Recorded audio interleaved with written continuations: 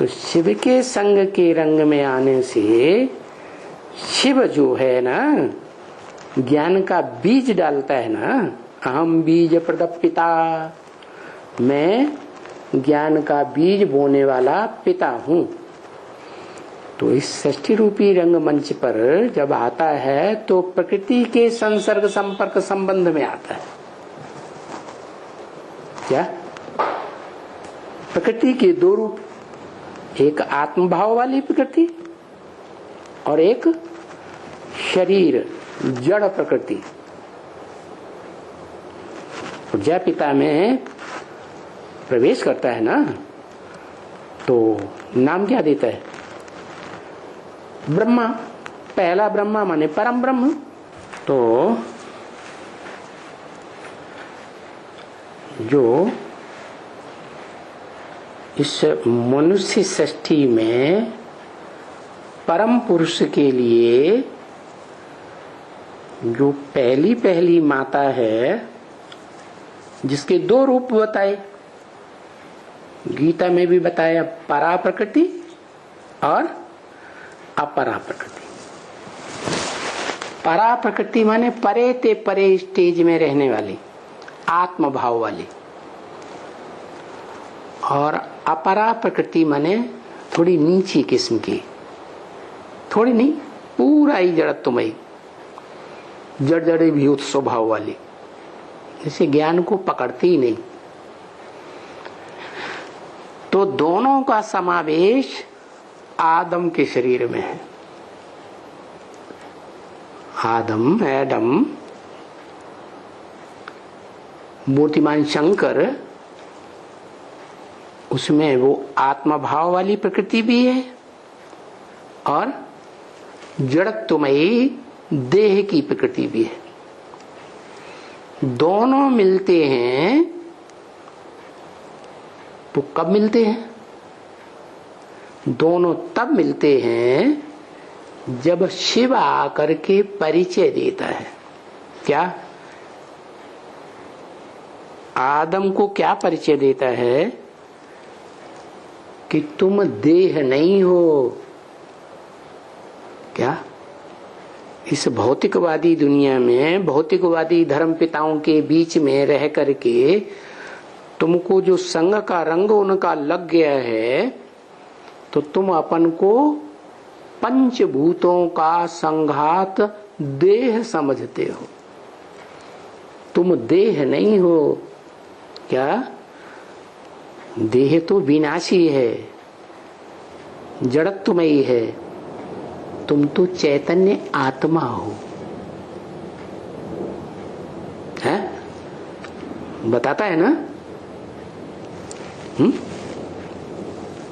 बताता है या बुद्धि में बैठता भी है आदम को? है? हाँ, ये थोड़ा टाइम तो लगता है सुनने में, समझने में और प्रैक्टिकल में धारण करने में। तो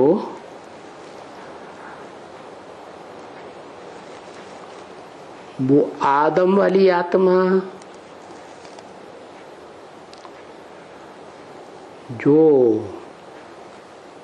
इस मनुष्य सृष्टि रूपी रंगमंच पर जो भी मनुष्य आत्माएं हैं, उन बिंदु बिंदु 500-700 करोड़ आत्माओं के बीच में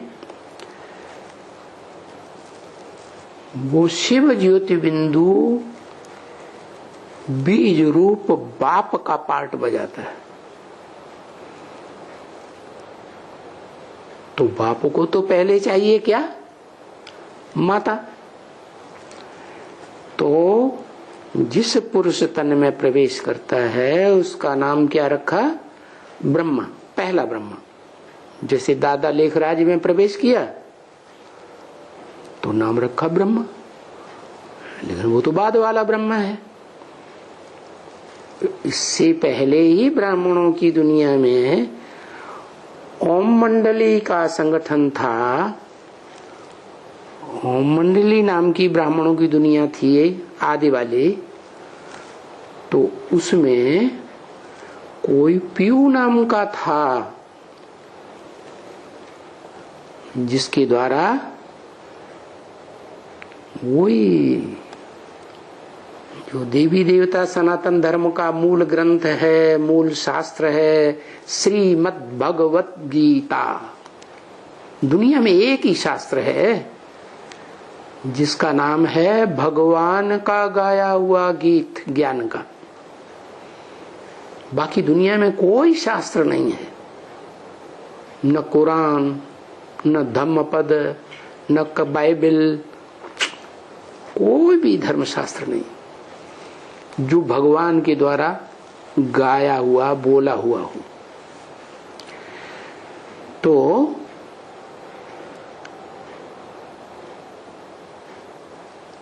इस रुद्र ज्ञान यज्ञ के आदि में ओम मंडली में वो जो भागीदार था सेवकराम,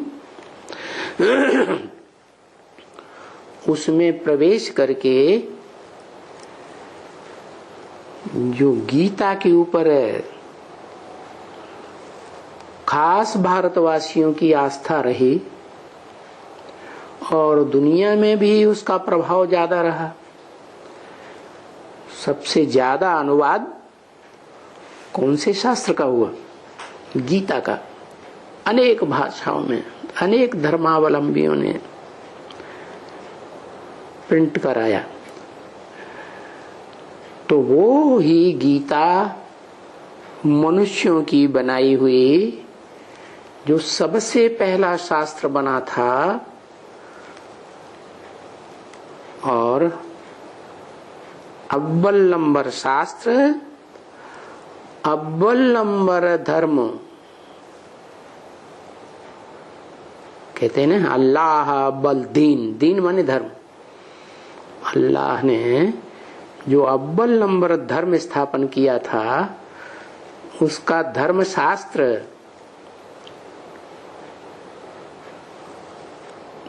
तैयार हुआ।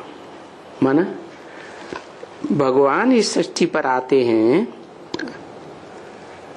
तो जो दुनिया बनाते हैं, नई दुनिया, उसके लिए संविधान की रचना करके बताते हैं।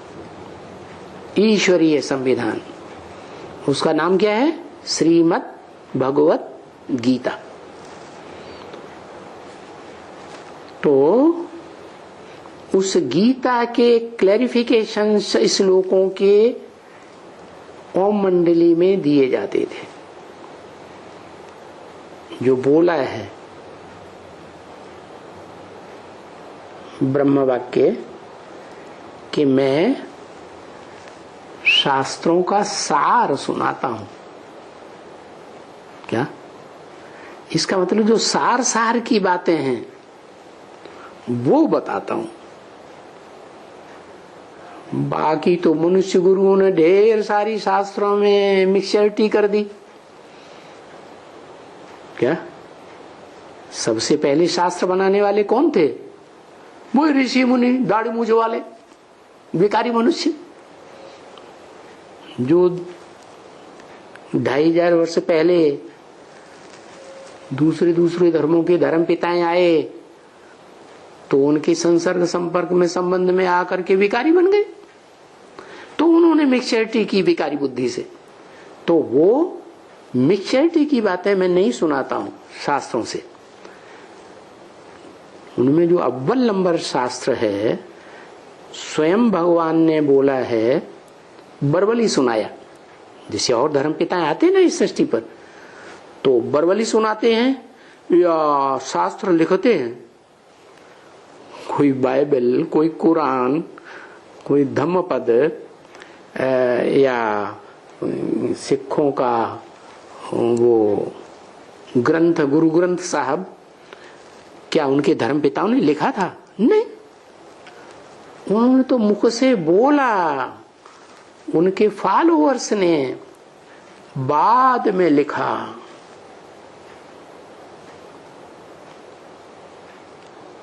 और फिर बाद में शास्त्र बने।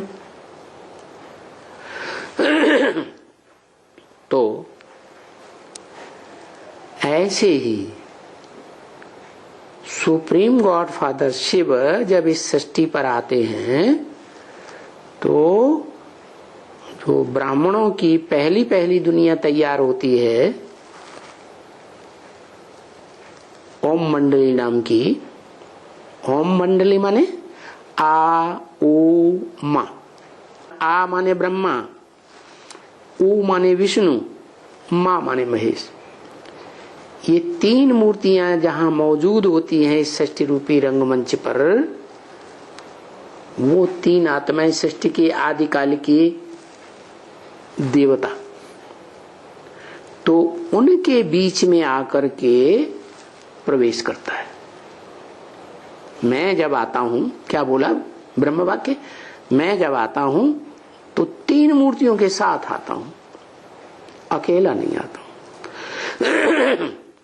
इसका मतलब हुआ कि वो शिव ने